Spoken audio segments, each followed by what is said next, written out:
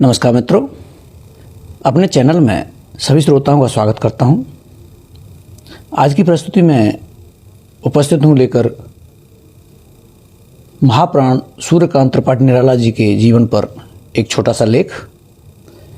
आज 16 फरवरी है, उनका जन्मदिवस। उनके जन्मदिवस के समय 16 फरवरी को वसंत पंचमी का दिन था। महाकवि सूर्यकांत त्रिपाठी निराला का जन्म 16 फरवरी 1896 वसंत पंचमी के दिन हुआ था। यह परिवार उत्तर प्रदेश में उन्नाव के बैसवाड़ा क्षेत्र में ग्राम गढ़ाकोला का मूल निवासी था, पर इन दिनों उनके पिता बंगाल में महिषादल के राजा के पास पुलिस अधिकारी और कोष प्रमुख के पद पर कार्यरत थे।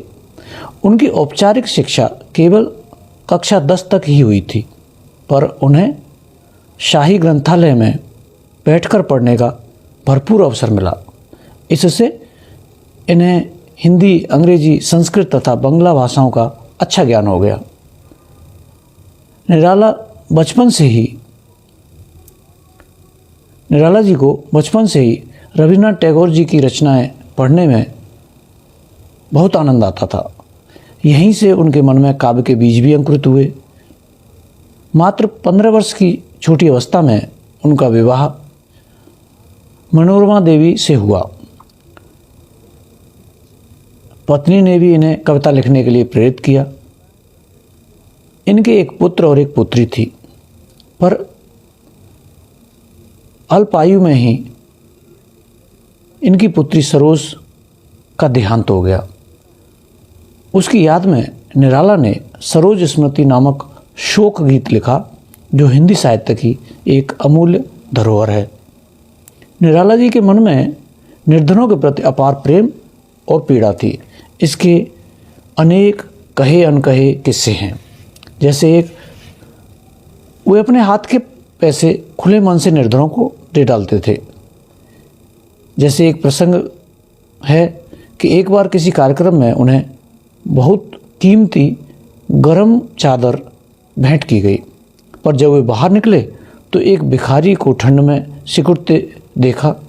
निराला जी ने वह चादर उसे दे दी। उनकी इस विशाल हृदयता के कारण ही लोग उन्हें महाप्राण निराला कहने लगे। निर्धनों के प्रति इस करुणा भाव से ही उनकी वह आता दो टूक कलेजे के करता, पछताता पथ पर जाता, तोड़ती पत्थर नाम की कविता का जन्म हुआ। निराला ने हिंदी साहित्य को कई अमूल्य कविताएं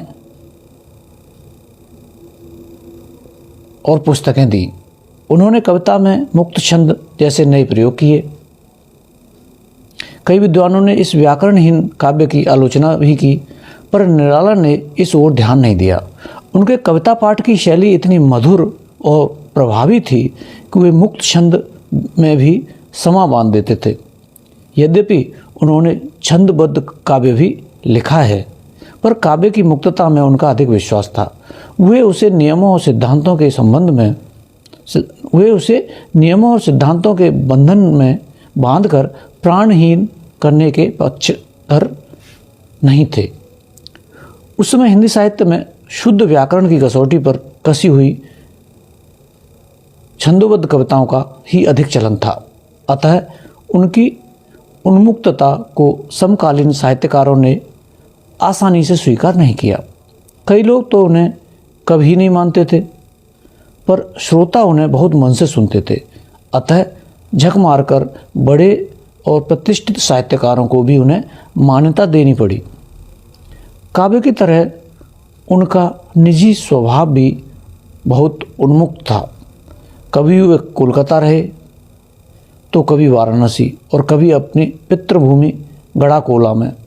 लखनऊ से निकलने वाली सुधा नामक पत्रिका से संबंध रहने के कारण वे कुछ समय लखनऊ भी रहे। यहीं पर उन्होंने गीतिका और तुलसीदास जैसी कविता तथा अलका और अप्सरा जैसे उपन्यास लिखे। उन्होंने कई लघु कथाएं भी लिखीं।